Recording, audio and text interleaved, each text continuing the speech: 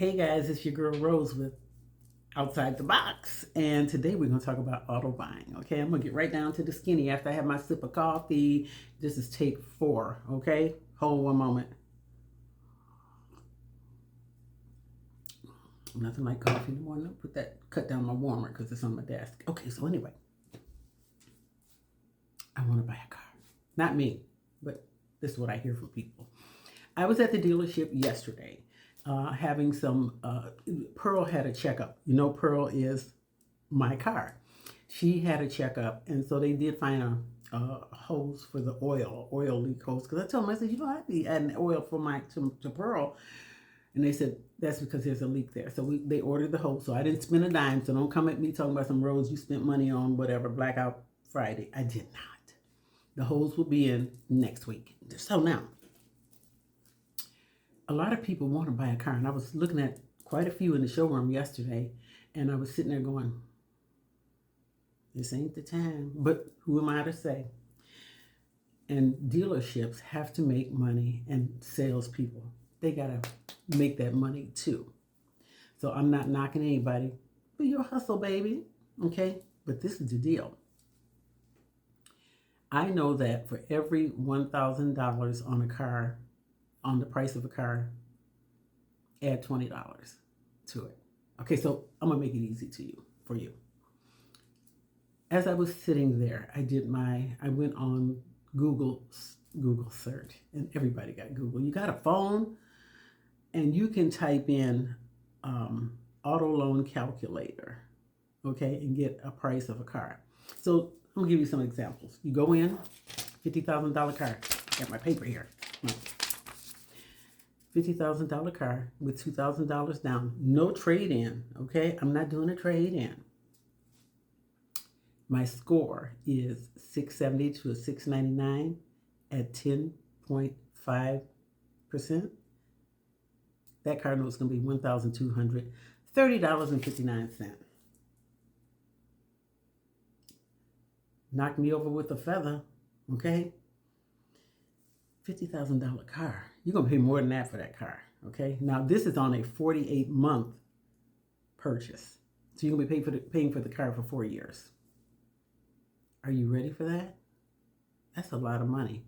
And a lot of people, yeah, but it's my dream car, whatever. It could be a nightmare car.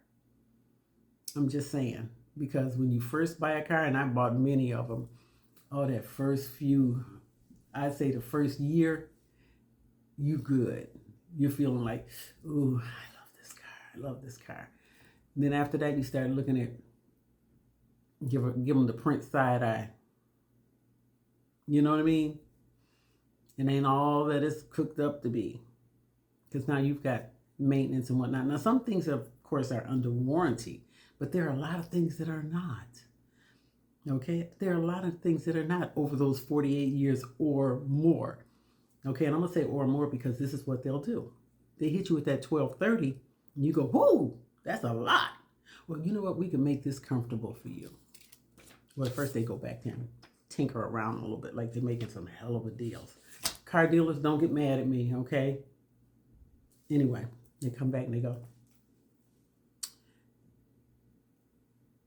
we can make this a little bit more comfortable for you if you like. And what I've done is I talked to my manager, whatever, and we can bring this down to around, say, $1,050 or whatever, or even $1,000. And you go, okay, but they didn't tell you how long it's going to be to bring it down. They didn't give you the months, okay? It could be 6 years. So they've added 2 more years on that contract to bring that note down for you to be comfortable. Get it? Okay, so, guys, do your homework before you go out and buy anything. I think today I'm going to go out and I'm going to look at some homes, or either tomorrow. But anyway, do your homework before you buy something that's major that you can't afford. Cars are wonderful things. They're beautiful when you first get them and whatnot. And there are more new cars on the repo lots than ever before because people overpaid for them. Because once you overpay for something and then you try to turn it in, not turn it in, but you want to flip it, into another car loan, the new car loan is going to be higher because now you're taking the residual from from the one you bought overpriced and the balance basically, and you're putting it into the new car. So the note is going to be bigger. And depending on your credit score, remember that, because the figures I gave you here, that's on a credit score of 670 to 699. If your credit score is lower than that, the note is higher than that. And that's why they bring it down by giving you more years on the loan. I have seen loans of $1,500 a month, and they're up to 8 years. You're paying for a car for 8 years. I mean, Pearl is 8 years old, but Pearl is paid for. That's a long time to be carrying a note for a car. Okay, don't get stuck. Normally, back in the day, you could pay for a car in 3 years. The car would be paid for in 3 years. Now you got 8 years. Somebody told me they'll even go up to 10. I'm like, well, God, that's like buying a house. Oh my God, people, please, please pull your credit reports before you go to any car dealership or buy a home or anything. And when you're pulling your credit report, I know a lot of people don't want to pay for it, so they look at Credit Karma. Credit Karma is a Vantage score, and they only give you two, Equifax and TransUnion. They do not give you Experian, and then they could fluctuate a little bit. If you go to Experian, you'll pay for it. You'll get all three, but it's a Vantage score. And if you're buying a house or you're buying a car, guess what score they're going by? FICO scores. I had a lender on here not long ago, my daughter. She'll tell you, we look at FICO scores. And they don't take the highest or the lowest. They take the one in the middle. People, do your homework. Do your homework before you get out there and buy something that you cannot afford. Now, if you got a good FICO, FICO score or whatever, you should go for a lease. Because with a lease, you can just go ahead and drive the car for 2 years or 3 years and give it back to them. And you get a better rate too with a lease. So you definitely want to get your score up, and not your Vantage score, your FICO score. Get it up, because the Vantage score shows you higher, but in actuality, they're looking at FICO scores, not Vantage scores.